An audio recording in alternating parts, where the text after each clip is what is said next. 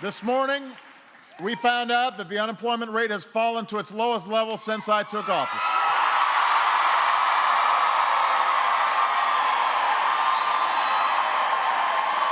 More Americans entered the workforce, more people are getting jobs.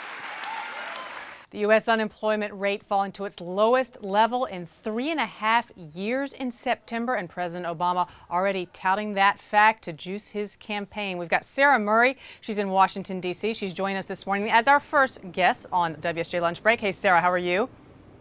Good. How are you? What a difference a day makes. Yesterday, Obama seemingly on the defensive about a poor debate performance against Mitt Romney. Today, he's on the campaign trail touting this unemployment stat. Is this just what he needed? Yeah, I think that this is definitely something that changes the narrative for them after a bad debate. The question of whether it really matters to voters, though, is a separate one.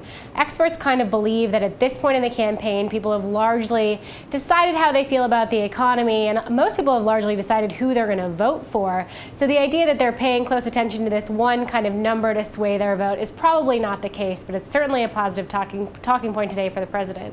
How is Mitt Romney's campaign responding to these numbers, if they are at all, this morning? We did see news this morning about Romney apologizing for his comment earlier that about 47% of Americans being too dependent on the government. Mitt saying that's just it was just completely wrong of me to say that. What's been coming out of his campaign this morning? Well, I think there are a couple things going on with his campaign right now. I mean, first of all, their economic argument is that unemployment is still really high. It's great that it's coming down. It's great that more people are getting jobs, but there are still millions of people who don't have jobs. And in their view, that's a sign that the president's policies have failed. So that's one thing. They're saying, yeah, great, it's getting better, but it's still not good enough. The 47% thing was really interesting because, as we know, as soon as those comments came out, Mitt Romney didn't apologize for them. He kind of doubled down on that.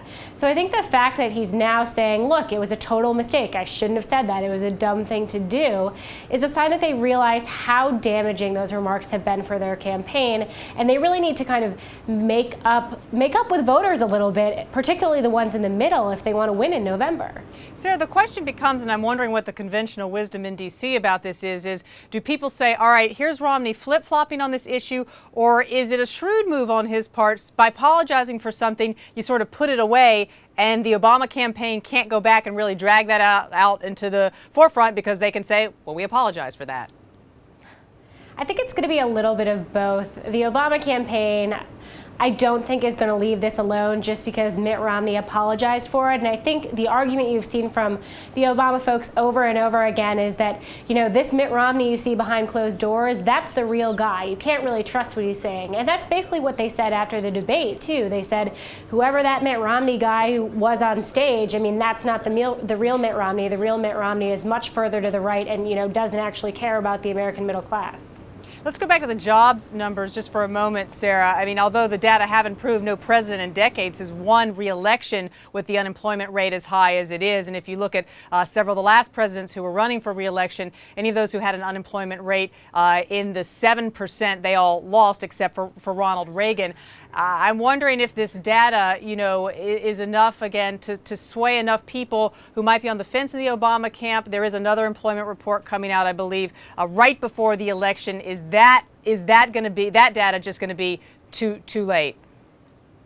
I think the most interesting thing you want to look at here is the trend. And what we've seen is that generally the economy is still creating jobs, and generally the unemployment rate is falling. And if you look at some of our latest Wall Street Journal polls, they show that more people believe that not that the economy is great, but that we're on the road to recovery. And I think that that matters more in how voters see the economy going into Election Day than this one number or the last jobs report we're going to get. But it has to do more with their overall picture, which is, hey, things kind of aren't great, but at least we know they're going in the right direction. That's a good point. All right, Sara Murray, thanks so much for joining us.